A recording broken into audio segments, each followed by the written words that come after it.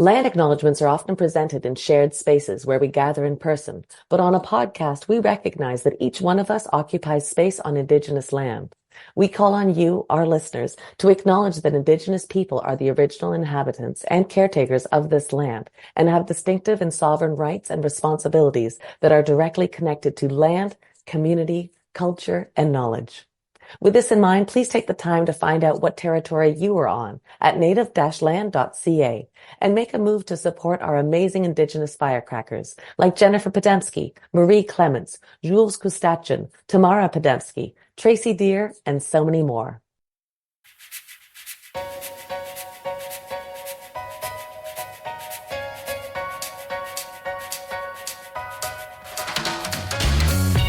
Hey, firecrackers. Welcome to the Firecracker Department. I'm Naomi Sneakus.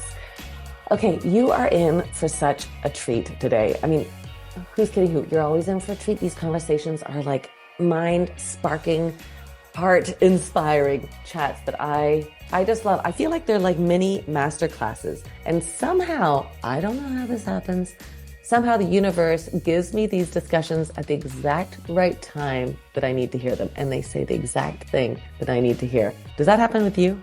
It happens with me all the time. So, shout out to the universe. Good job, universe. You're in my corner and I appreciate it. Today's conversation is just extraordinary. I just re-listened to it. And again, I was so jazzed and so excited. It's with my friend, extraordinary improviser, Inbal Lori. Now, if you are part of the improv scene over in Europe in any capacity, you'll know Inbal. Inbal is like an extraordinary solo improv performer. I mean, that takes balls. That is not easy. But she also does duos. She teaches. She's part of a ton of festivals. Any chance you get to watch Inbal on stage, I guarantee you're going to come away feeling inspired. And she has that quality, that capability of not only making you laugh, but hitting your heart almost at the same time. It's an extraordinary gift. And as I said, if you get a chance to see her, jump at that opportunity. Now, this conversation we got to do in person. Matt and I were traveling through Europe doing some improv festivals and some teaching and shows. And we did some shows in Berlin. And I was able to sit across from Inbal and have this one-on-one chat. It was extraordinary. I got to hang out with her. We had this beautiful dinner with her partner and friend. And like, what kind of great life? You find yourself in Berlin and suddenly I'm around this kitchen table having discussions about art and what it is to be an artist. And charmed life. So this conversation, I will warn you, is not for the faint of heart. It's got some foul language in there. So if that's not for you, you may want to skip this episode, and that's okay. But I mean, you will miss out on some fantastic nuggets. So if you are moving forward and listening to this episode, I just warn you, there's some cursing. Okay, we'll call them cursing. Buckle your seatbelts, everyone. This is going to be a ride. I'm so thrilled to share with you my chat with my friend, extraordinary improviser, Inbal Lori. How was your day? Exhausting. Yeah. I was teaching for 6 hours, a solo workshop for improvisers. How many people? 12. That's a lot. Yeah, it's a lot, but they were very awesome. They were very cute and receptive, and they did some really nice stuff. Yeah. And tomorrow we have another 6 days, and then a showcase. So, life. Did you think you were going to do improv in your life? I always thought, because I went to acting school. Yeah. And then in Israel? after in Israel, in Jerusalem, and then I moved to Tel Aviv, and right then an improv group in Tel Aviv wanted me to join them. Is that the ones that Matt and I performed with that one time, remember? No, it's a different combination of people. And then, so I did that, and then I did a lot of improv, but then I also did a lot of acting, writing, directing, sketch comedy. Yeah. And I always used to say, yeah, improv is not the thing that's going to give me the breakout, or the breakthrough, or improv is not going to be the... I always thought I was doing it on the side, but then just took over. Okay, wait. Were you ever going to do anything other than acting? No. Just done? Acting, writing, directing, dubbing. Yeah. I was everything around acting, teaching. Yeah. Yeah, but only around that. Who is in your life? Because I always think like we see it happen and we were like, oh, I can do that. If that person can do it, I can do it. Was there somebody that you saw? No. Not even on TV or like who were you, anybody you were emulating? Does that make sense? No, but for a good reason, because I mean, of course I would see a show. No, I would see a show and I would be like, oh, I want to do this. But I didn't want to be like anyone because I couldn't identify with the role models of women that I saw because they were so fucked up and stupid and fucking stupid. And but how did you really feel about it? I'm just kidding. You obviously. And the men were men, so I always, if anything, I always wanted to identify with a man's character. Yeah. You know? So I also never understood the idea of a groupie. You want to suck the dick of a rock star? Fuck that shit. I want to be the rock star. I don't want to suck his fucking sweaty dick. Who gives a fucking shit about that? I want to be... By the way, you can't swear on this. Oh! No, I'm just kidding. Let's start all over again. So you didn't it wasn't like... understand that. Yeah, and the acting school I went to was like very... like Russian oriented because we had a lot of Russians teachers that left the Soviet Union in the 90s. Yeah. Amazing people. Amazing, beloved, so privileged to study with them. But for them, in the theater, a woman is a woman and a man is a man. And if I would not show up to certain classes with a dress, I wasn't allowed in. No. Yeah. And I didn't want to wear a dress. So did you fight from the very beginning in school? Fought, but then I realized that if I want to do the classes, I have to wear a dress. And you know what? Today, I would sue and complain on social media. Yeah. But back then, I couldn't do it, so I had to wear a dress. And I'm thankful. Why? Because it showed me a side of myself that if I would be just like, no, I have to do what I say, I wouldn't meet. And I met that side of me because I was forced to meet, because I was challenged to get out of my comfort zone. Yeah. And I saw that side. And even though that didn't become the dominant side of what I do, it definitely enriched the thing that who I am. I have explored myself in another direction that you wouldn't have discovered. Yeah, that I wouldn't have. What was I the would thing? Stay comfort. What was the thing that you went, oh, I didn't know Inbal could also do that? Be feminine. Be a little sexual sometimes. Yeah. Maybe. You know what? Fuck that shit. No, erase. What I found out is that I could bring me into a Lady Macbeth. Because in my mind... Oh my gosh, that is early to discover that. Do you know? Because sometimes you see Lady Macbeth, you see roles that are iconic, and you say, well, that's never me, but we are everything, right? You are Lady M, you are Laura from Glass Menagerie, but a different kind of it, yeah? And what we're taught is, Lady Macbeth, she has to be this elegant... Queenie. But you're a queen too. But you are. Look at this is a different version of queen. A different version of queen, but it's not the mainstream queen that we saw. So you have to be pretty. You have to be pretty. Yeah. You have to look good. You have to feel comfortable with your femininity. You have to know how to seduce men. I wasn't any of that shit. I wasn't any of that shit. I was a mess. And I was like fast and like I am, like I'm talking to you now. And then I had to do a Lady Macbeth monologue where she looks in her hands and out them slot. The blood doesn't come out. Yeah.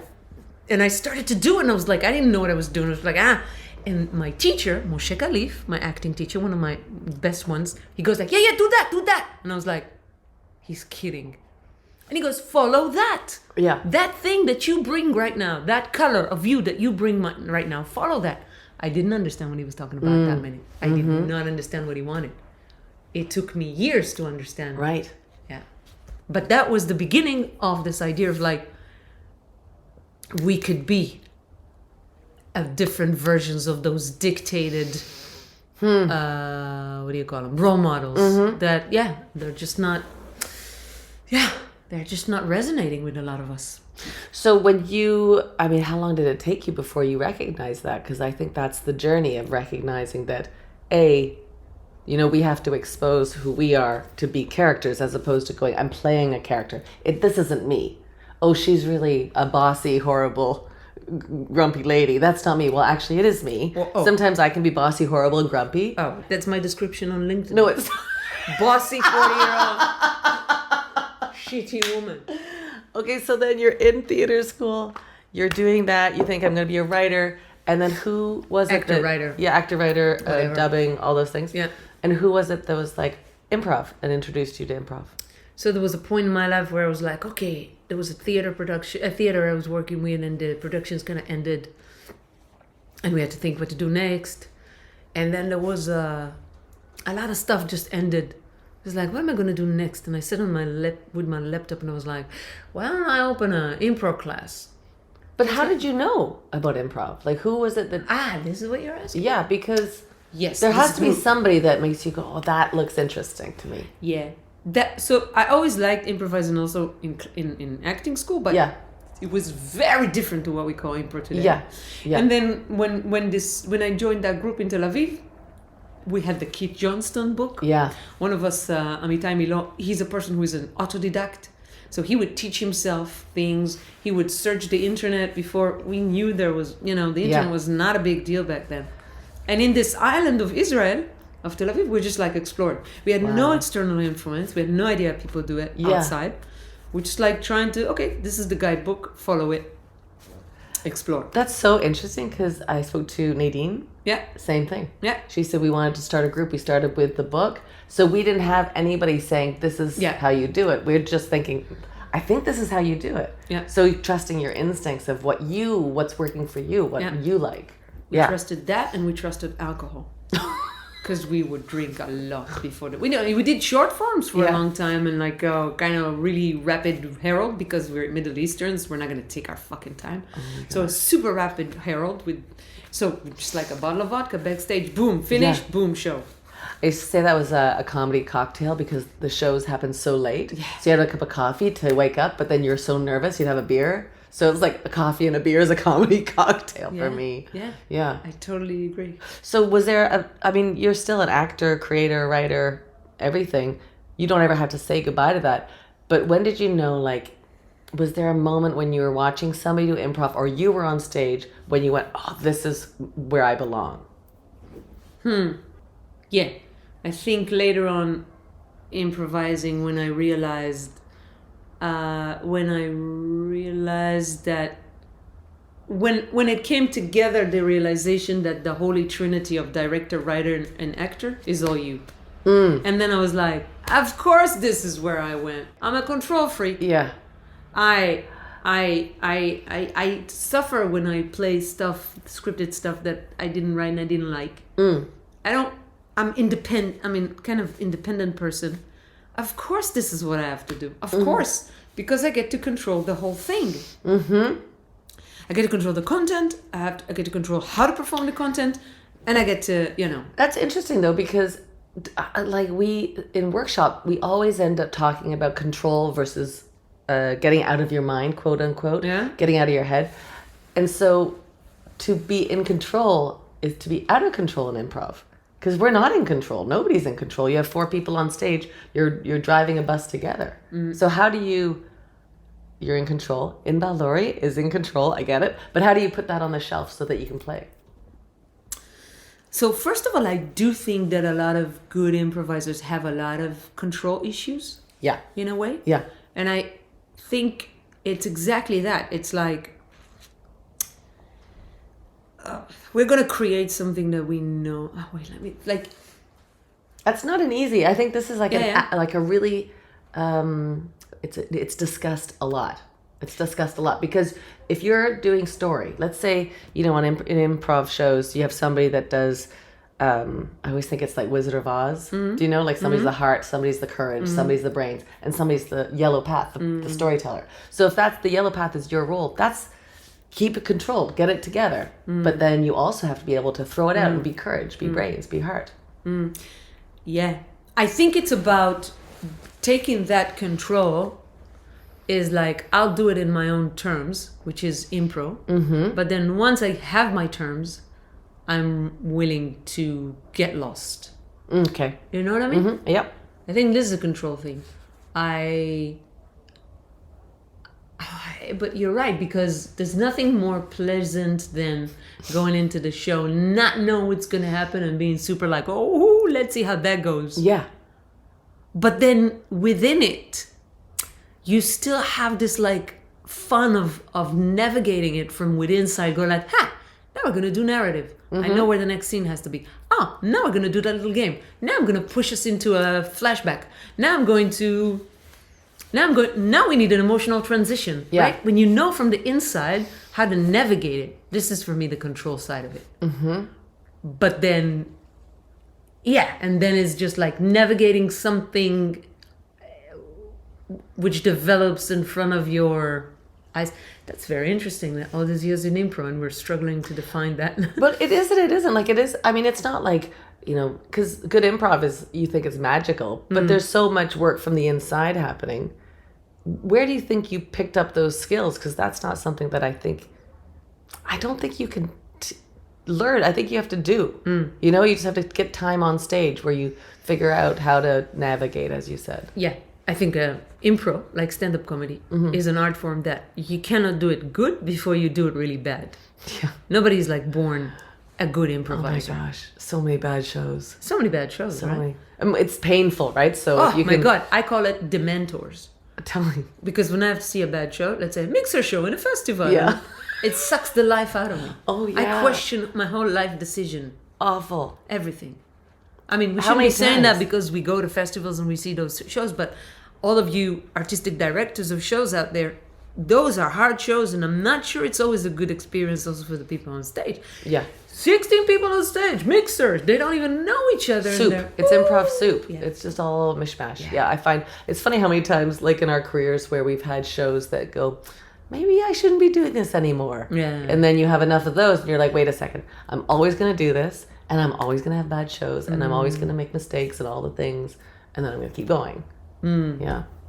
And so I think this is definitely, first of all, being aware of the possibilities. Yeah. So practicing techniques in rehearsals. And then is doing enough shows that you can actually be attentive to the fact that you could pull out this technique right now, right? Yeah. So it's, I always think it's like learning the choreography of a dance and then forgetting it and just listening to the music.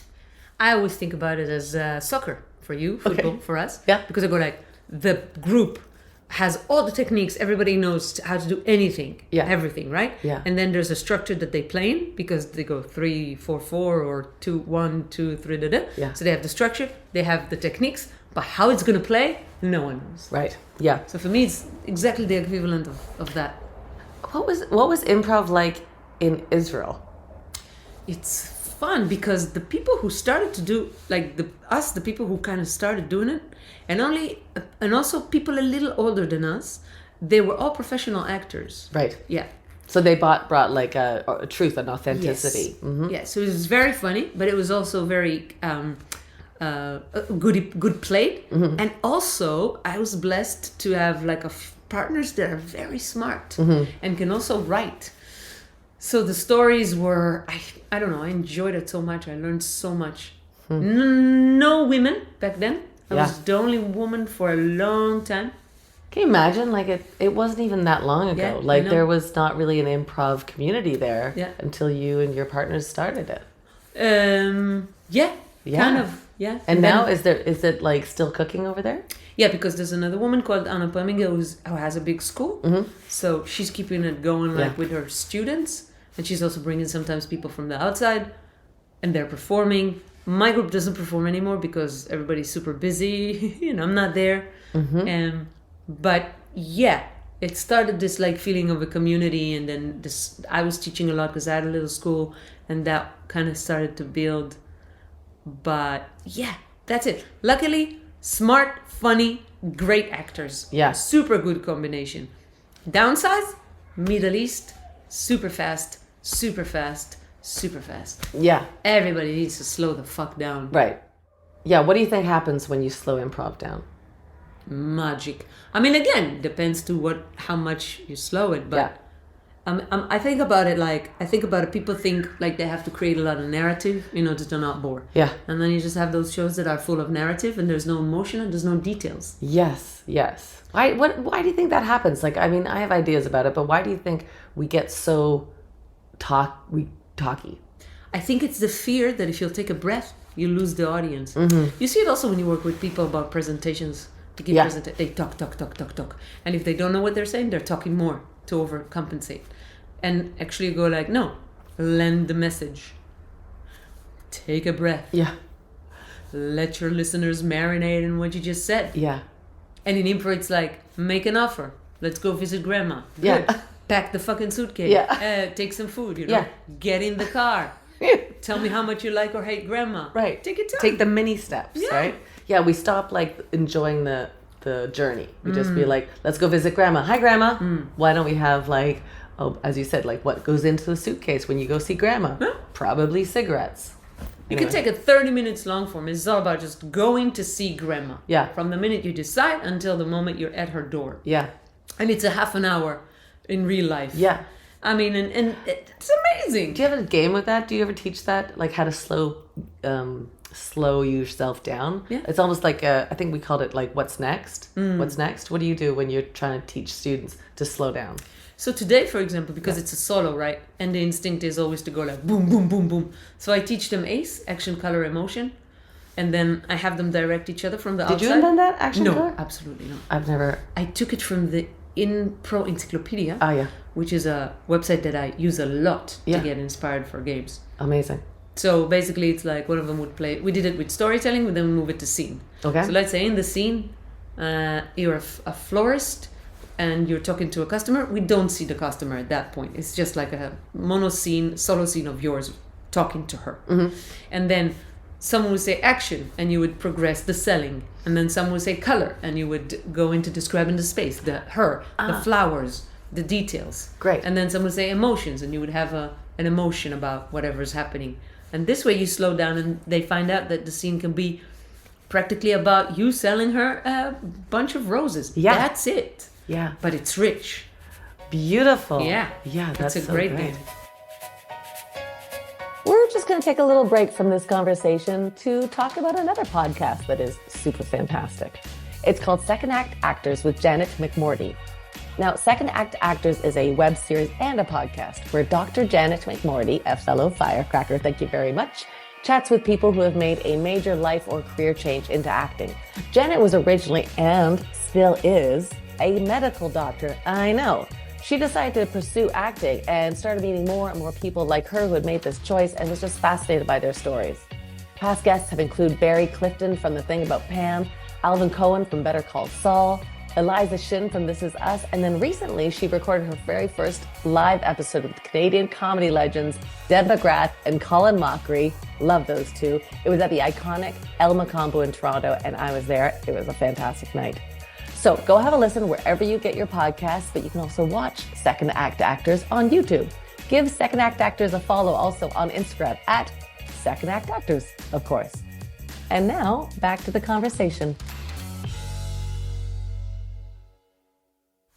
You love teaching? Yeah. No, I'm tired. You're tired. I've been here how many 4 days, and you've taught every day, whether it was corporate or solo or improv. It was teaching. Yeah. Is it balanced enough for you? Because you have to perform. Like that solo show I saw you do in Sweden was one of the best things I've ever seen. Really? Yeah. Yeah, that was a good one. Moved me. Yeah, it was a good one. Do you remember it? Yeah. I remember the good ones, but I also remember the bad ones. Yes. And the so-so scenes, not so much, but I do. Although I remember moments of shows that are really, really good. I might not remember the whole story, but I remember that moment where you and I look to each other, or I don't know, where we fall in love, like where you think, oh, I found a fellow artist, and you're like, oh, Inbal and I will know each other forever now. You know, those moments. Yeah.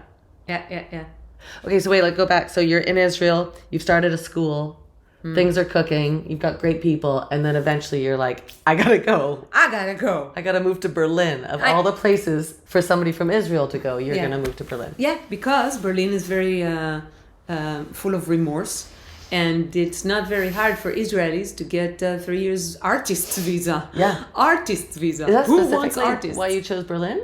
No, because we also had the gorillas here, and you had a community already, yeah? So I didn't plan to move. What? I went on. I had a little bit of enough in Israel from all aspects of life. I was like, I'm done. Yeah. I think I'm gonna go. Like family, art, life, everything. Yeah. You had that cute little studio in Israel. Remember when we came to visit you? It was like up, and there was a skylight, and we sat. There was a little veranda with Gil was there. Do you remember that place? Sadnot Abama. Yeah, it wasn't mine. Oh. It was a place that does particularly workshops for actors. Oh. It's like a masterclass So kind cute. of. Yeah. So you just tapped out. I was You were like, I'm done. enough. It's about time I'll do the after army trip that I've never done. You know how Israelis they go to the army? Yeah. Right Were after you never school. in the army? Yeah, I was. Oh, yeah. But I didn't do the trip. Oh. They go like, high school, boom, 2 years, 3 years army, boom, trip. Then I would go to India, South America, Asia. That's what Matt's family's doing. Exactly. What did you do when you were in the army? I was a drill sergeant. And then Oh, you don't say. you can see. Shock. Yeah, shocking.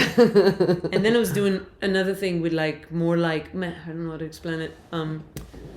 Preparing teenagers to go to a very special community kind of as a community to the army. Okay. It's hard to explain. And then I never went to the trip because I didn't give a shit about going to see fucking India, Colombia. I wanted to study acting. Yeah. So I had to work to make some money, do the auditions, got accepted, boom. I was very like not interested in this. Yeah. It seems like you knew what you wanted from day one. Yeah. That's really maybe as artists we know what we want, but we go, maybe it's not good, maybe it's not a safe job, blah blah blah. But you didn't care. You're like acting. I didn't have that also because I don't come from a family that talks about money and careers. Yeah. And you should do that. Like, yeah. If there's one thing that, because the good side of it does, when I said to my parents, I want to go to art school in high school, or I want to do this, they were like, oh, of course. I want to do this, of course. But the other thing they never did, and I'm like, why didn't they tell me, is that people make plans. People go like, oh, you have to have goals. And then you have to break your goal into smaller goals. I'll do that so I can do that. And if I'll do that, I could do that. And if I'll do that. So to set goals, of like, no, I want to be an actress, blah, blah, blah, blah, blah, blah. And no, it's going to happen. So we not very organized, not very systematic, not very planned. Yeah. We're just like, and I love it in a way. Like my mother, for her, what's fun? Let's go drink coffee. Mm-hmm. It's not let's go do stuff. Right. Let's go play tennis. No, it's like we like to hang and laugh. Yeah. So I love it, but at the same time, it's not very, it doesn't set you up for a life of goals. Yeah. I just realized that lately, by the way. Really? Yes, that people, That you were brought up by people that were just like happy with hanging out. Yeah, and that other people were brought up to have plans or mini goals or and I was like, wow. I grew up with like not necessarily people with like money, career, but like it was important to do what you love to do. Okay. And if that was the case, you needed to set yourself with a plan. What's your plan? Naomi comes to mind a lot. Like I was like, I want to go to theater school. Okay, what's your plan? I was like, I guess I need to save money to go to theater school. So, and that's a very North American concept, I maybe, think. Yeah. The sentence, what's your plan? Yeah. In the Middle East, I don't know, in my family, nobody's like, what's your plan? What's my plan? To drink black coffee and smoke a cigarette on the bed. I mean, people are that was the entrepreneur. Plan. People are ambitious, but I don't know. In my family, nobody ever mentioned plans. What were their careers, your parents? They both worked for the national telephone company of Israel. Okay. Yes. So they were both employed. And my father has tons of hobbies. My mother too. Anyway, they're talented people, I have to say. And they also, my mother paints a lot now. Oh, wow. And she's teaching painting. So they do have something very talented and artistic about both of them. My father loves animals, but he built stuff. Now he's in a amateur theater. Wow. Oh my God. He probably learned that from you. No, I think from him. Because I think... No, but he probably sees what you're doing and thinks, interesting. Maybe I'll... His father was a storyteller, they told me. Interesting. Yeah. And he always had that. Like when you say the storyteller, like that used to be a job, like you were a storyteller. That's such a... Yeah. Can you imagine nowadays? I guess nowadays you would be a storyteller. Yeah. People do like storytelling. I don't think it was his day job. I think he worked with cotton. He was a cotton merchant in Iran. Wow. And he used to tell stories. So I always go like, it's from him. Yeah. And he's the grandparent that I knew the least. Interesting, but it's in you. But it's in me. Yeah. Zero connection to the guy. That's but interesting. Storytelling. So you're in Israel. You're seeing how your life is. You're seeing... I go like, I'll have the after army trip. Yeah. Now. at the age of 38, which I haven't done when I was 20. Right. And then I take off, and the minute I take off from Israel, I get offers to teach and perform in Europe Impro. Yeah. And then I'm here because... So wait, you didn't even need to move though. You were like, I'm just going to leave gonna Israel and travel. travel. I'm traveling for a few months. And people I know this happened because I witnessed it from the outside when people were like, Inbal's here. Yeah. And people were like, get her teaching. Like suddenly you were teaching everywhere. Yeah. And all of a sudden invited to teach everywhere. Yeah. And then taking the U-Bahn here in Berlin, meets a woman who was even in the army. She goes like, hey, we're together in the army. I was like, yes, we were. And she says, we befriend each other again. And then she goes like, we'll help you issue an artist visa. That's not hard. I was like, really? And then I could stay? She goes, yeah. And I had a lot of work connections in Berlin. Yeah. Applied for the visa, did all the bureaucracy around it, got it for 3 years. Wow. And stayed. How long ago was that? 7? 8 years 2015. So that's incredible. Incredible. Did you go home and be like, or did you be like, can you send my things from Israel? Because you never meant to leave. No. Did you go back and get your things? I went back. Yeah. I finished my apartment. Yeah. I gave a lot of things. I came back with a suitcase. Wow. Yeah. Luckily, I found a friend, a very good friend, Kiel Fiedler, who allowed me to stay in his home. We were friends. He was also an improviser, so we were doing shows together, living together. Yeah. For 3.5 years. Had you done anything like that? That seems like a very bold move. Dude, it happened. Yeah. It's like... It just happened to you. Yeah. So you there's- didn't have a plan? You were No, like, I didn't have a plan. Yeah. That's exactly what I'm saying. Yeah. Zero plan. But there's points in life for people like me who don't have... Us people without plans. Yeah. What happens is sometimes there's what I call a back wind, where you feel like God or whatever the fuck, the cosmos, yeah? They go like, here's the way, and they just give a little breeze in your back, and they're just like, whoosh, Yeah. this is where you have to be. Go, jump over that. Go, now turn left. Wonderful. Open the door. Here you are. Yeah. And then you're like, Simple. I'm in the most perfect place I could be right now. Yeah. Have you ever felt that wind and not listened to it? I wouldn't know, would I? I mean, maybe. I don't know. Like when you're in a place that you feel like, ugh, like, you know, when your life is smooth, right? You know, when you're like, when you arrived here, you're like, oh, I'm working. I found a place to live. This is all very smooth sailing.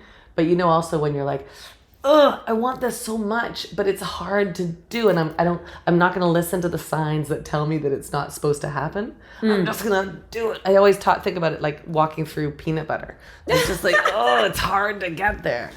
Have you felt that push or pull? No, I think that the thing is, I get very existential when I suffer, when I don't like something. And that has been a good thing and a bad thing. It's been a bad thing because there were like some challenges that maybe I could have taken upon myself and maybe arrived somewhere interesting, yeah? And there were times where I was like, I'm suffering, fuck this shit, and I would go. Leave. Yeah.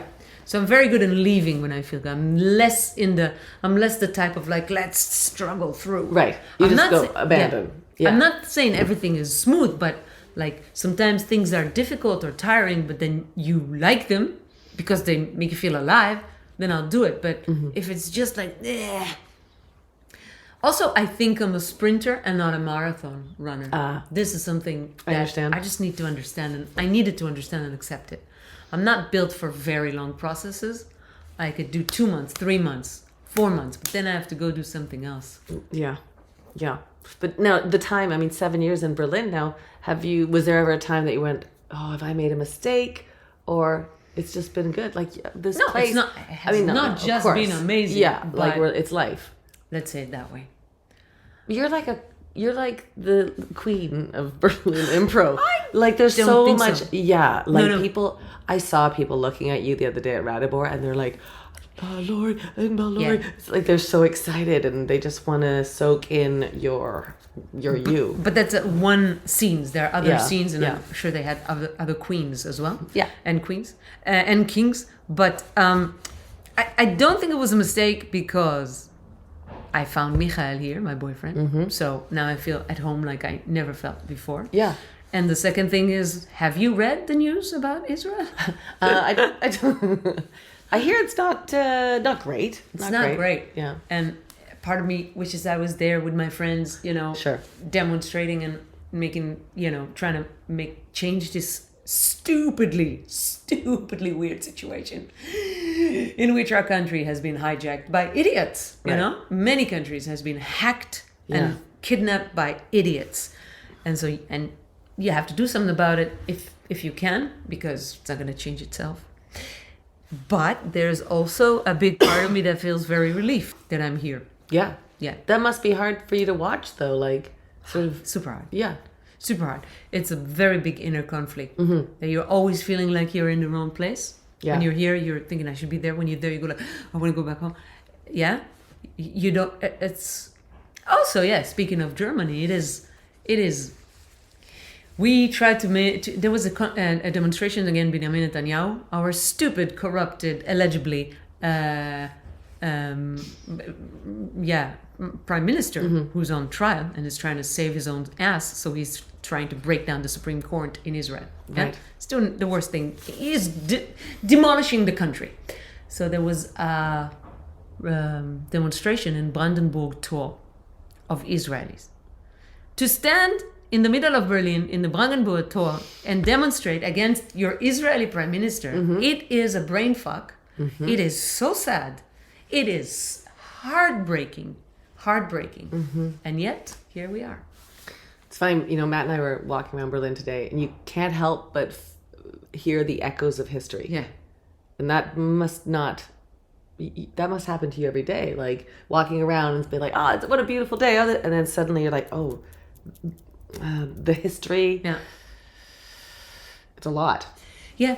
I think it's not every day, of course. And I think that what Germany and I think especially Berliners had tried to do so far before, they're also going a little crazy because all the world is going a little stupider. So also German is becoming more stupid. But until now, it was actually a very good place to be because of what happened. Because there was a lot of reflection, because there was a lot of thoughts about how we don't want to do it again. What can we contribute to our life and to the life of the world?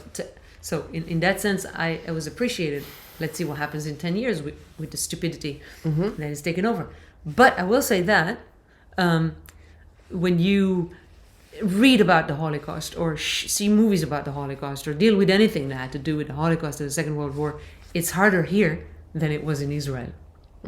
Because in Israel, it was something that happened there, overseas. And when you read about it here, it happened here. And then you feel sickness creeping in. Yeah. It's much harder. Yeah, I agree. To have this content, to somehow get engaged with this content. Yeah.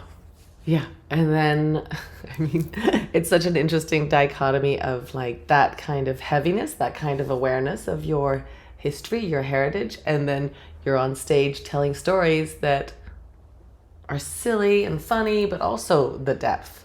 Like, how do you... I don't know. Like, well, how do you know where to take your art? I guess you're following. You don't have a plan. I'm answering the question. Yeah. I think here I actually do, but again, it's not a plan. I didn't formulate it. I see that. Yeah. But I know what my favorite part of improv, my favorite kind of improv is, and it is actually being able to improvise stories that are not just funny. Yeah. That are also funny. Yeah. But that also make the audience reflect, feel, think, get angry. I want to say something about our society. I want to say something about humanity. I want to say something about people. I don't want it to be only funny. And not every show is like that. You have to have the right partners, the right setting. You can't do it it cannot be a how do you call it? A bar prov? I said bar prov. Yeah. When you did it in a bar, it has to be in a theater. And to actually treat theater, improvisation as a legitimate form of theater. And I do believe that some of the shows that I do are more than a legitimate form of theater. That's the feedback that we get. That's what people feel. I think for me, it's also a little bit what it should be. Personal, in the moment, one of a time, one of a kind, delivered especially to the audience that watches it, sustainable, because we don't waste decor and, there's no waste. Yeah, I want to do it all. I like you, I want to be like 1 minute, it's like we're having such silly fun, but also, like look what else you can offer the story. A good show is when they laugh, right? perfect, amazing show is when they laugh and maybe they cried. Yeah, right. Or yeah. felt, Or they do, like they're laughing and they suddenly realize their heart is hit in some way. Yeah.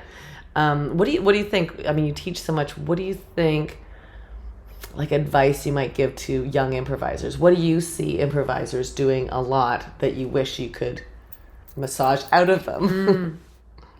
Plan. Right. Yeah. This is the theme of this discussion, it feels like, the whole plan versus no plan, right? Yeah. To get them to stop, in a way, improvisation, when you learn it, a lot of the job it's a lifetime job, is to get yourself out of the way. It's like to tell your personality and your ego, could you just wait here in the backstage? I'm going to do a show for 30 minutes and let's see each other later. Because you're only going to get in the way. Typical, like halfway through the show, there's your ego knocking on the curtain going, oh, I'm going to come back. Is that okay? And you're like, no, you're supposed to wait till the end of the show. Not right now. Yeah. And then they plan and then what do? They don't listen. They don't react. They don't build on each other's ideas. They don't inspire each other. They're just like living their avatar, like a computer game character that's been neglected. Yeah. And they go to their heads to think. Yeah. So when I teach beginners, what I teach them, almost the only thing I teach them from different angles is react to what you just heard. Yeah. So give clear suggestions, but then just follow the reaction of the clear suggestions. Yeah. Yeah. Like early days for you before you were who you are now as an improviser, what was the thing that you were fighting against, like your habits?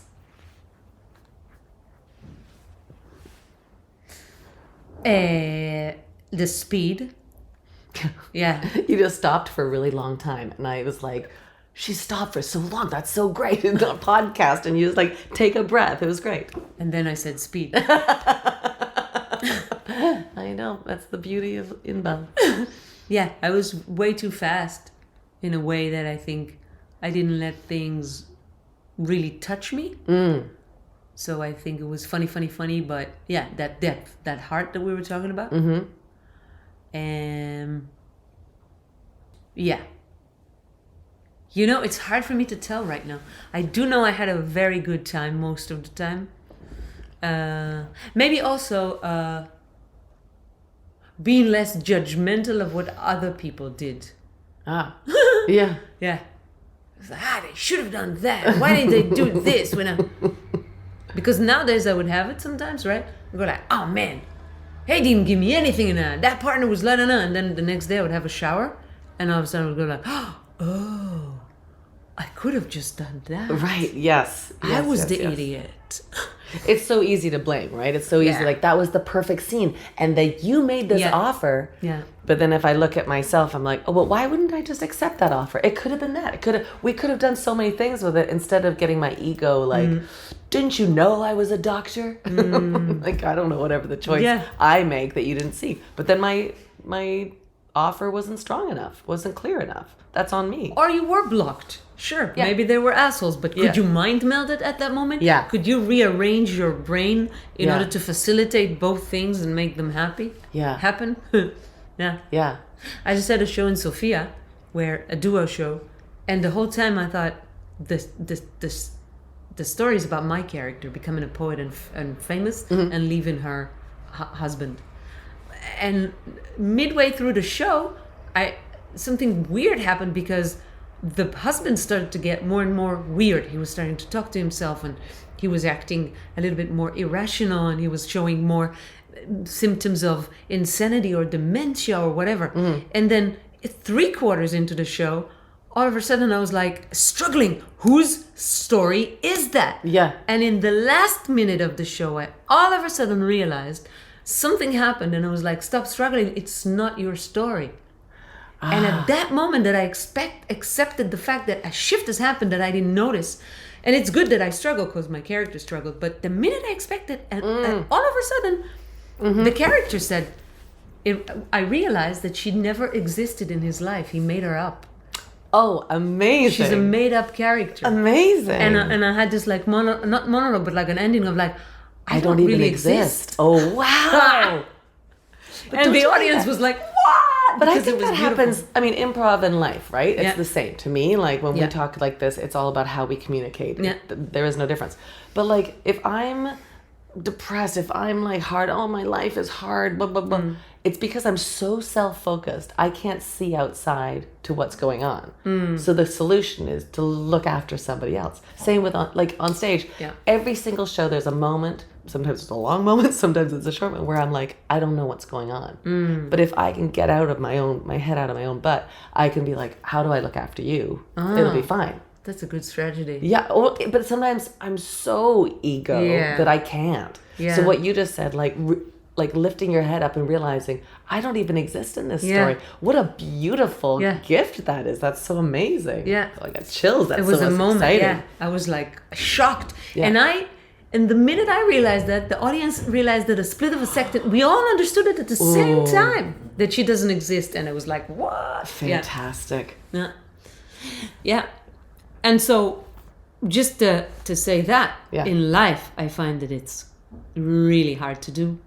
Also because we don't live a life, I don't know, us, the lucky ones without kids. Right. We don't have, like, it's not very... Oh, when we're caring, you mean? Like looking after. Yeah. To go like, oh, who am I going to take care of, you know? It's like... all we have is ourselves. Like and our there's partners. No neighbor, whatever. My family doesn't, you know what I mean? Yeah. And I would also say, though, it is there. You walk outside the house and you've got people to look after, right? Whether, like, I've started trying to change I'm trying to exercise the muscle of seeing people and seeing, like, I like your shoes. I like, even if it's that to awareness of other people, it just makes me less self-focused, and then I'm happier. I tried that too. I'm not going to talk to people here because they'll think I'm crazy because it's Berlin. I don't know, but if you do it with the right intention, right? Yeah. If you're like, you look pretty, like, I don't think that's nice. But if you're like I've tried it different ways, and I just go, you look great today. And usually women are like, oh, I don't know. Yeah. Maybe you change the way but you're right. Work too. I tried it a few times, and also I have this mantra where I go out and see all those people, and they're like, "Oh my God, everybody has their own." I'm like, friends, friends, yeah. friends on the journey of humanity. I just realized this Find Your Inner Dog book that somebody made you that I've been looking at today because you gave me a copy. I love it so much, and I thought, why don't I just go flip through and you tell me, because they're all quotes, right? A student took quotes from your class and created art around it. So sometimes it's also other students' quotes or things that we discussed it, and that's just like the final conclusion of it. So they're all not specifically mine. Just like random, like a couple things, what they mean to you. So this one is be invested in everything on stage. What does that mean to you? I think it kind of like it ties back to the thing of like, don't try to be interesting, but be interested, and then really be invested in like your character, the space your character is in, the partner and what they're going to, the relation with the partner. So don't go like, oh yeah, I asked him if he wants tea, and then I went up and I mimed a shitty cup of tea. Yeah. And be invested in it. What's the cup of tea looks like? How do you pour the tea? Is it a mug? Is it a teacup? Yeah, all those things. You don't have to say it, but if you see it, they'll see it. Yeah. Right? And then you're invested in it, and that gives us a little bit more information about your character, about the relationship. It's a moment for everyone to breathe. So just be invested in everything that there is there, instead of trying to invent the next moment. Yeah. I love what you just said too, because you're right. Like, if how I use a teacup versus a mug tells you a lot about who I am too. So you've just like given this gift not only to the audience to tell your story, but your partner who goes, oh, you're one of those people. Yeah. You're a coffee drinker like this. A coffee drinker like this with pinky up there. Okay, here's another one. Why should we care? Oh, this is an exercise that I took from Lee White, the amazing Canadian Lee White. So he has this exercise that says, okay, it's kind of like, first person will go like, location. 2 people in that location. What is the scene about between those 2 people in this location? 4 is, why should we care? And 5 is, how does the scene end? Okay. And that creates a very tight DNA of a scene where you have to use everything. You know, the fact that it happened in this location with those 2 people has to have a specific what is happening in the scene. Why should we care? It's like raising the stakes. Is that extra oomph of a scene where you go like, okay, I understand that you're 2 sisters who are fighting about the inherited of the father. But why should we care? Right. Because you don't have anything else in your life if you don't have that. Yeah. Okay? Yeah. And I want to prove to you that I'm better. Yeah. Right? So we find this extra oomph. Yeah. And then the audience connects immediately more. I love that. Yeah. Right. If you care, we'll care. Exactly. Yeah. But make us care. Yeah. Yeah. And I always think it's interesting, like seeing, when people's choices are like, it's fine. Like, how do you feel about this orange? It's okay. I like it. It's just fun. But what happens if you love it? What happens if you hate it? And then actually something is going to happen. Yeah. And why are oranges important for you? Right. Also, maybe, right? Got scurvy. Speaking of Lee White, so you have like several different. I mean, Lee White and you have been a duo for a long time. Yeah. Any thoughts about? I don't think duos are easy. I think because you rely on each other for everything on and off stage when you're touring and things like that. What are your thoughts around duo work? So first of all, I have many duo partners. You don't need to get all smug about it. No, but I'm just saying I'm not committed to one relationship, and therefore I feel more freedom. Okay, great. Wait, are we still talking about improv? No, it's Berlin. I thought we were talking about the open relationship I'm in. But all right, but duos in general then, or like I like duos. Yeah. Tell me. Again, I don't do too much of the same to get sick of it. Let's say it that way. Yeah. So far, luckily, yeah. Yeah. In that sense, duos, I think, for me, work very good when we're talking about short scenes. Work a little harder when you're trying to do a long form. That's a bit big. And I was spoiled because my duo partner, my first one, was Muli Schulman in Israel, who's a wonderful actor. Yeah. And we have the best connection. And when we do a long form, it's just like, whatever. Yeah. And I thought it was like that. It would be like that with everyone. It's right. not. You got spoiled. I got spoiled. Yeah. And then it took me a while to understand that it's not always so easy. So. Do you and Lee give each other notes? Or I don't hate the word notes, but do you talk about your shows afterwards? A little, yeah. How do you get better as a duo? Not necessarily just Lee, but like if somebody came to you as a coach and said, we're hitting too many times that we're like bashing heads about our format or on stage. How do we get better? Yeah, so me and Timor, for example, we did a show that was called Click, based on pictures that the audience sent us. And the first few shows, amazing. Then, whoop, a bunch of shows, a plateau of shit. A plateau. Okay. And then we really have to talk about what is it. And what'd you do? How did you get through it? We talked about it. We realized we diagnosed to what we were doing. It was funnily enough, we were like following each other's ideas like too much. We were like, yes, ending whatever weirdness because we always trusted that we'll find our way back. Yeah. But then we realized that we started not to find our way back. And we're like, maybe we should be a little bit more disciplined with how much we follow our own ideas. Because maybe there's a place where it crumbles. Where the reality that we create doesn't hold itself anymore. And then it's really hard for us to try and make something out of it. And so we just needed to sort of like discipline our ending and creativity and crazy brains. And That's once we did that, it became easier to follow because we followed whatever, but we kept the idea that there has to be a bigger picture. It has to be about something. Right. So you're saying like the yes and kind of got away from you. You were like a snowball that you were like boom, boom, boom, boom, boom. Yeah. So how did you like is that like yes and, and what about this? Like, is it sort of shifting? No, yes and, but connect to the beginning. Remember where you came from. I see. I gotcha. Yeah. So you don't end on the moon every time. Yeah, exactly. Yes and, maybe that's enough. That's enough. But remember, this started because we were taking a trip to Mexico. Yeah, exactly. Yeah. Go back to the train. Yeah. Tie it back. Don't invent so much that then so many threads, you can't make a string out of it. String is the word. Yeah. I want to do another one of these. This is really fun. I could talk to you all day about improv. It's true. My favorite thing in the world. Don't you talk love about it? it? Don't you? No, but seriously, we're such Sometimes nerds. I feel a little bit like masturbation because, like, But it's also like, gosh, in the olden days, like, not to say we're Picasso, but the artists would all sit around talking about what is art? What is art to you? What is art to you? And these workshops, I don't feel like, when I teach a workshop, I don't feel like I'm any different than anybody. We'll all end up on the stage together and trying to make something artistic on stage. But what I feel is we're coming together, a very special time for our brains to come together and talk about what is important to us in this impro art. So I don't know. I'm infinitely curious about it. Me too. Me too. What do you love? What do you love about improv? I know it's so personal to me. Yeah. Yeah. I love making something out of nothing. Mm-hmm.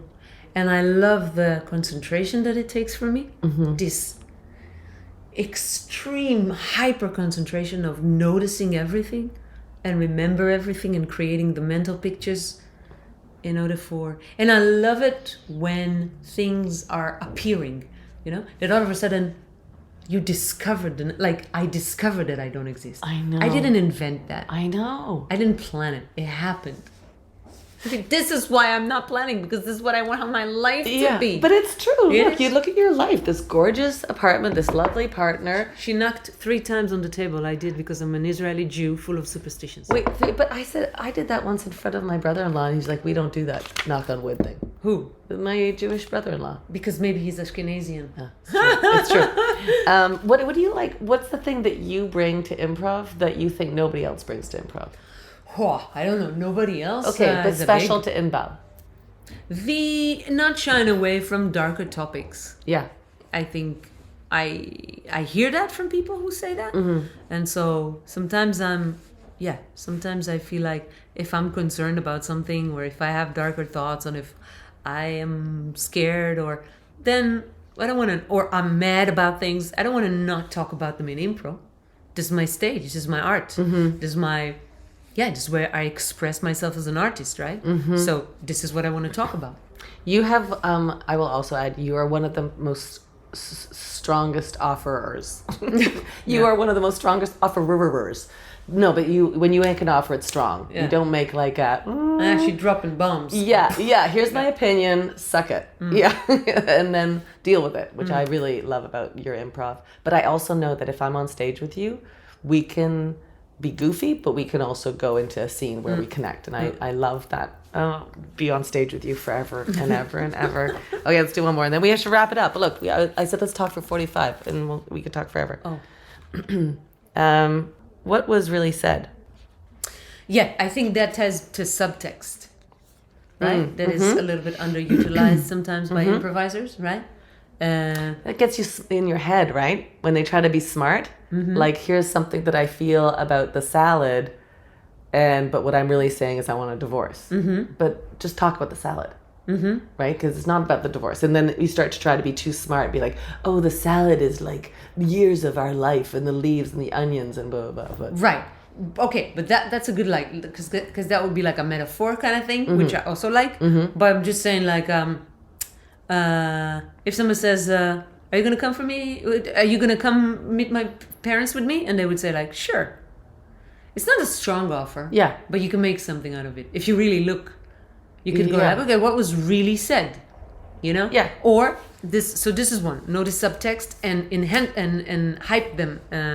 Heighten them. Yeah. Make something out of that nothing, even if they give you nothing. And the other thing is, a lot of improvisers tend to not take up the full offer that was brought, but just like listen to half of it and plan by the half of it, and not listen to the exact word, and not listen to the offer until the end. Give me an example. It's hard, but let's say somebody says something like we never talked about it in the 7 years that we were married. Your voice got so soft. Oh my God. I'm trying to really think. Wait. You never talked to me about this in the 7 years that we were married in this little house, and you never said anything about that topic, right? And then you would miss this little house. Ah, right. And we don't have an agenda. A big house. We have a little house. There's an agenda there. Yeah. Right? Yeah. And then you can take everything there. What do you mean little house, right? Maybe she's not, maybe. So what is really said? What was just fully said to you? Subtext, content, intention. I was talking about saying like doubling down on things. So if somebody says, do you want to go out for dinner? Sure. You can be like, okay, let's go. Or you can go, sure. Do you mean yes? Yeah. Do you mean no? Like, let's talk about let's examine the minutia of things. Yeah. And go deeper with Minutia, what a weird word. Is that a weird word? Minutia, the specifics. Because manush in Hebrew is another word for pussy. Manush. I will never be able to use that word when I'm teaching. I know. I feel very embarrassed when people say that. It's My not as mission. hard as how Germans say "kiss me," Yeah. "kuss mich," "küss mich," and "kuss" in Hebrew or in Arabic is a word for pussy. How many words? It's are not there a very for pussy? polite word. There seems like there's a lot. Yeah, for the this word kuss pussy. is not a very polite one. Thank but you. we all go "kusem kusochtak." We're like cursing the pussy's own. It's not nice. It's not No, no, politically no, no. correct. But it's bigger than us. It's bigger than me. It's bigger than me. I have to wrap it up. We shouldn't ever That's stop such talking. a bad note to stop. No. But I cursing. want to ask you, wait, something. What's the next thing? Like, do you have something that I know you don't have a plan, but is there something that you need more or less of in your artist heart? I think we talked about it. I like more scripted stuff. Yeah. I want to go back to acting more script. I miss it. Yeah, that you miss it. write. Whoever. Yeah. Whoever. Yeah. But What? yeah. Have you ever thought about doing like a Macbeth in Berlin that you would play? I would fly across the world to see you To play see my Lady M. Macbeth. Yes. Yeah. Well, Or not Lady. I would see you play him. Macbeth. Yeah. Yeah. Which is also, that ties Why us not? for the beginning of the conversation. Who wanted to play Macbeth? Lady Macbeth. I wanted to be Macbeth. Yeah. Thank you. I'm with you. I'm with you. Circle is over. Do you have with just as I'm stalling because I'm going to find these questions to ask you to wrap this up, but when you, like, we were talking about advice to students about improv, if somebody's like a brand new improviser, what would you tell them? How would you tell them to get started? To pay attention, which we talked about before. Yeah. Yeah, to pay attention, to get it, to stop planning, to listen and react, to put your 100% of your attention on the other person. Yeah. And see what happens. I love it. Okay, here are the questions. They don't have to be fast, but Oh, just here they are. Fill in the blank. To me, a firecracker is... like a 4th of July fireworks. I Yeah. don't know what a firecracker is. Yeah, you're right. Okay. You can't get these questions wrong. Okay. What do you want to be best known for? I know. One day they'll say, do you remember Inbal Lori? She was a force of nature. Yeah, your voice. In a world, she was In a world in which she was a force of nature. If this was a movie, your life was a movie, what was the climactic turning point that changed your direction? I think you're probably one of the things is moving to Berlin, but is there another moment that shifted? So far. Yeah. Wow. A climatic moment. Paul. I don't know. Yeah? In your head, do you have something? I have a few. Yeah, tell me if there's A few? Yeah. Going to acting high school. Yeah. Arts high school. Going to acting school. Yeah. Going to the army with my friends. And going to Berlin. Yeah. Yeah. What's something that people don't know about you? Did I like to sleep at 10 a.m.? What? 10 You p.m. PM. You go to sleep at 10 p.m. Some Yeah. people know it. People who are close to me know it, but other people don't. What is, I don't think this is the right word, but have you ever made a quote unquote mistake? And what did you learn from making that mistake? Yeah. Never break up a relationship on the phone. Yeah, that's a good one. And generally, if you have to end up a relationship, always try to do it on the best side possible with the utmost respect and attention to the other side, because otherwise you're fucked. Yeah. Yeah, that's good. Yeah. What's something that you haven't done, but you know you have to do? Act in a movie. Yeah. Yeah. I want to see you on screen. Me too. Let's go. Yeah. Come on, universe. Come on, universe. Who is somebody in your world, like a firecracker, that you want to shine a light on, that you just get a lot of joy and inspiration from? Ooh. There's so many in your brain. No, there's no one, because there's so many. I can't think of just you know one. what? Yeah, it's like yeah, that. yeah. But who's the first person that comes to mind? My mother. Ah, She's amazing. what's her name? Etty. It's a shortcut for Estelle. Mm-hmm. She's amazing.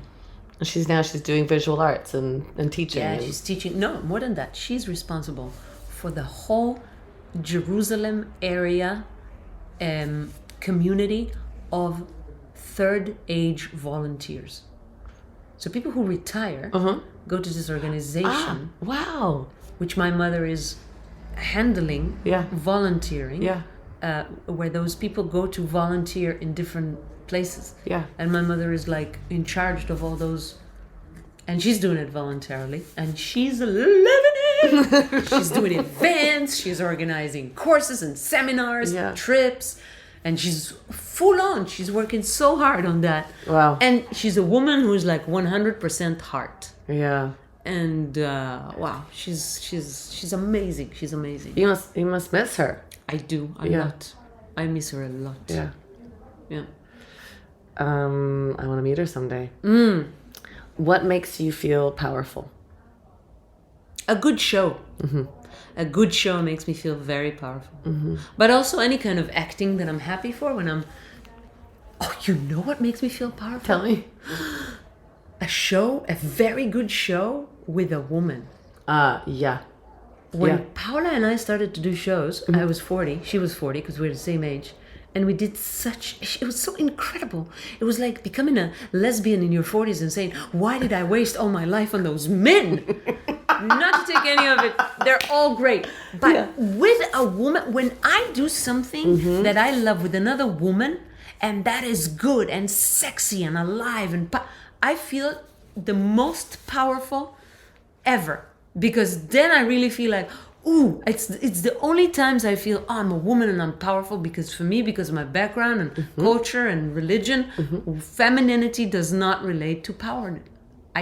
There's nowhere else for me to say it.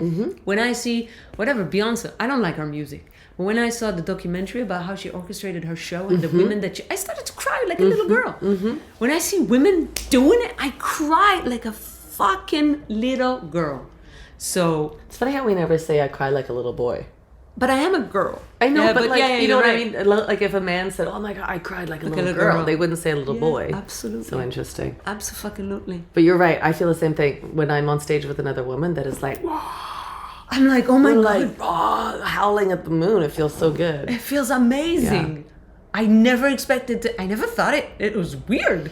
It feels like there's something really amazing about improv with, I don't know. I'm going to say this. I'm not sure. But with improv, because it's you have to be in collaboration. So as actors, it's easy to be in conflict and in competition. But I can't be in competition with you on stage. We have to collaborate. If we're in competition, then it's actually the story is not going to work. So we have to work together. We can be competitive on stage, but it has to be with a singular focus of telling a story. So it's very exciting. Yeah, I agree. Yeah. Final question is advice you would have given your younger Inbal. To have a plan. Oh, you are like such a sister from another mister. Yeah. I love that we've met how many years? Like 10, 15 years ago? Yeah, I think something like that. And I remember meeting you, and then I remember that we met in Berlin. Pretty sure we met in Berlin, or maybe Amsterdam. I don't remember. Berlin. And then when we saw each other again in Sweden, then I was like, oh, this is a friend for life. Right. I don't know. And then when we went to Israel with the show, and just, I love that we'll have this lifetime that, if you need anything that I can do for you, I would do anything. That's so nice. Yeah. I like that. Yeah, I really would. Don't know what I can do for you, but if you already are. Look what you're doing. You let me stay in your place. You welcome us to your city. It's like everything. It makes the world like, Matt and I were sitting in a coffee shop today. I'm like, look what we're sitting in a place that we aren't supposed to be sitting in. And we get to feel like it's a little bit our city because I know you, we know the Radipur. Yeah. It's incredible. It's true. Yeah. It's true. Very, I very also lucky. felt that before I moved here. Yeah. Yeah, it's kind of my city. Yeah. Yeah. I feel that way in Amsterdam now. I feel like Amsterdam is half my city. I know so many people and places, and I love Amsterdam. I feel like that. Yeah. I think Impro does that too. Like just wherever we go, we can make magic on stage, even if you don't speak the language, even if you come from different backgrounds, politically, blah, blah, blah, you can make something interesting. Yeah. Very, very lucky. Now, if people want to find out where you're doing shows, probably your Instagram is the best place. Instagram, and some old school, also Facebook, because a lot of Impro community stuff happens on Facebook. So Instagram and Facebook. At Inbal Lori, right? On Facebook, it's Inbal Lori, and on Instagram, it's Lori Inbal. Because my Inbal Lori was stolen or something. Is there another Inbal Lori? No, God, no. God, I no. will kill her. I would kill that bitch. I'm gonna erase that part because if she does suddenly dies, No, the I don't cops think will there be is. Like, knock, knock, knock. I think I'm the only one. I love you. I love talking with you. I'm so you. happy that we could have time because it's also this great thing of like, we talk, and then now we have like an hour and we get to like boom. Yeah, it's great. Good. Firecrackerdepartment.com for everything else at FirecrackerDEPT on your socials. Go find Inbal. If you're around Europe, even if you're not in Europe, go find what Zoom classes Inbal's offering because you're gonna find something about yourself. Yeah, For sure. okay. Bye. Ciao. Hey, Firecrackers, I have to tell you, we are super excited because we have started our very own Patreon page at patreon.com/firecrackerDEPT. Now, this is going to be a place where you can all meet. We can have like a little bit of a community in the Patreon world. We're going to offer you special behind the scenes content. We're going to offer you some networking events, some live VIP one-on-ones with industry folks, plus a whole lot more Firecracker fun. All the proceeds will go to supporting our fantastic Firecracker community, the content we are creating, and scholarships for our various events and workshops. So go on over there. I'm going to thank you right now. Thank you so much for going over there, checking it out, subscribing. I really appreciate it because what you're doing is helping us move forward and keep going. Go on over to patreon.com/firecrackerDEPT and join the fun. Thanks so much to the podcast team. We've got Pau Carranza, who's producing it with me. Jennifer Morose is our consulting producer. Jennifer Rowley is our head editor. And Jana O'Connor is assistant editor. Rebecca Gismani is our copywriter. Anna Moroden is our YouTube manager and video editor. Shout out to the Firecracker Department actioneers that make everything tick. Veronica Martin, Liesl Lafferty, Anita McFarlane, Pau Carranza, and Anna Moroden. For more information about Firecracker Department or to get involved in our community, go to www.firecrackerdepartment.com. And of course, find us on our socials at FirecrackerDEPT. And don't forget to rate and review our podcast wherever you listen to podcasts to get these voices and these stories shared with more of the world. Thanks, everybody. Go on out there. Have a Firecracker day.